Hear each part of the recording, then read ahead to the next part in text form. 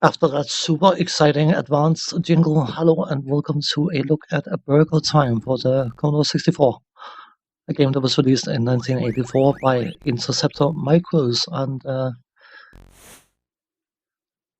I should preface this by saying this is actually a live recording, something I've been wanting to do a bit more of, because when I do gameplay recording and then do voiceover afterwards, I tend to be too concerned about what I'm saying, how I'm saying it, and whatnot. But by I can just be myself and relax a bit. You play this chefy chef, and your job is to create burgers, as you've probably gathered by now, and you create them in the very interesting way of stepping on them. Very similar to some burgers I've tasted in my life. They tasted like they've been stepped on, but I suppose, as you can see, when you step on a upper part of the burger, it will drop down and knock any parts of the burger underneath it down one level. And as you can probably also tell, you're being chased by ingredients, sausages and fried eggs. That is a fuel for an immature soul like me, being spanked by a sausage. Yeah, there's so much innuendo in this game, potential innuendo even. So, before we talk about graphics and all that, let's go interface. Top left corner is your level, the level you're on, in case you forget it for some reason. And to the right of that is the amount of peppers you have available. Peppers is your one defense against the ingredients chasing you. If they walk into the pepper, they will be temporarily stunned, and then you can walk past them without any issue. But if they are not stunned, any contact will cause you to lose a life. So that's very, very good advice, by the way. If you spice up your sausage, it will become inactive. Oh, that came out more wrong than it was intended to. It just dawned on me what I was saying. Oh, well, I suppose certain spices will make a positive difference, but irrelevant. To the right of your peppers, you have your lives, and of course, if you run out of lives, it's game over. And further to the right of your lives, you have your score. This was made in a time where progression, leveling up, all that kind of stuff wasn't even considered.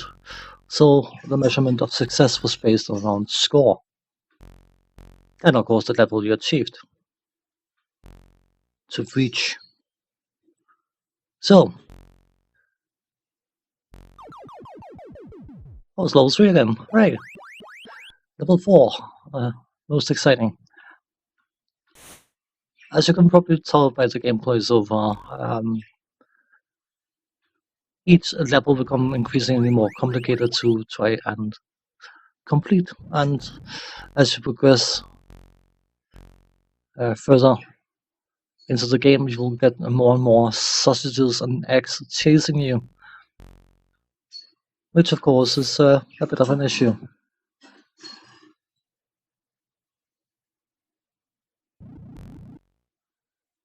You have the ability to knock them out temporarily. Crap. By squashing them with the burger buttons, but you don't necessarily want to do that, because of course that means they will respawn somewhere else, and sometimes that somewhere else is not where you want them to respawn. So it is a nice little bonus to get 100 points for doing that, but you end up harming yourself more often than not, as you could probably tell. So, from a graphical point of view, it is not exactly the most complicated looking game ever devised, but then again, I mean, it's a game from 1984, so expecting graphical miracles may be a bit optimistic.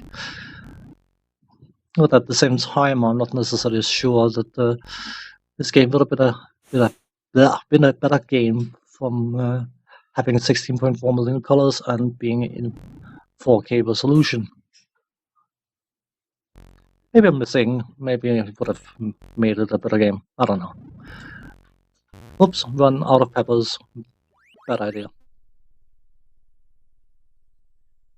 Regardless of how the quality of the graphics is, I think it suits the game quite well. It has a cutesy kind of style to it, and you can easily see the individual burger components, even though I personally would prefer having a bit of cheese on my burger.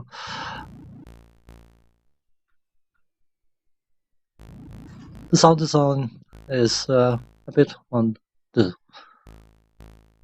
simple side, perhaps, but again, it's a sound design that suits the game quite well. I particularly like the sound of the burger components bouncing as you walk over them, or as you make them drop down, I should say.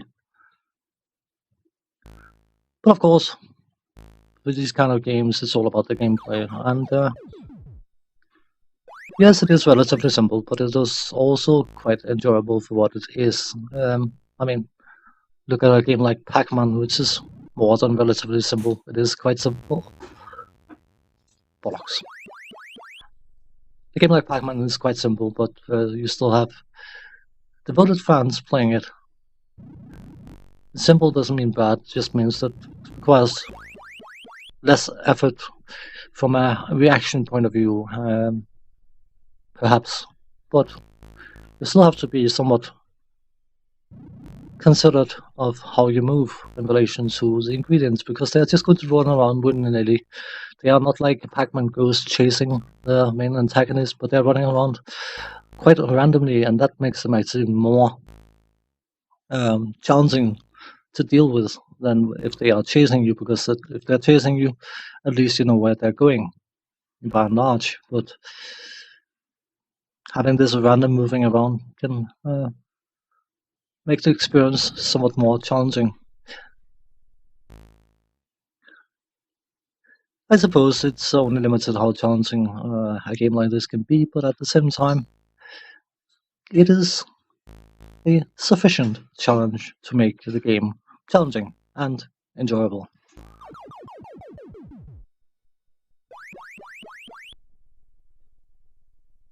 Where are you going? Ah! I should have spiced that egg. I shall pepper your eggs with sausage. I didn't say that. I did not say that. I did not say that. I think I did. Go on, you naughty sausage. Get out of my bun. Oh. As I said, this game is just potentially full of innuendo, and being as mature as I am, it is very hard not to come up with some comment that is not entirely appropriate. But there's a reason why I screw up like that. There's a reason why I set all my games, all my game videos not to be made for kids, because they're not made for kids. Regardless, a burger time. An old but quite enjoyable little game. I like it for what it is. It may be too simple for certain people, but it is not necessarily something I would dig out deliberately, but if I come across it randomly, then I will happily spend some time with it. So on that note, thanks for watching, take care, and see you next time. Bye bye for now.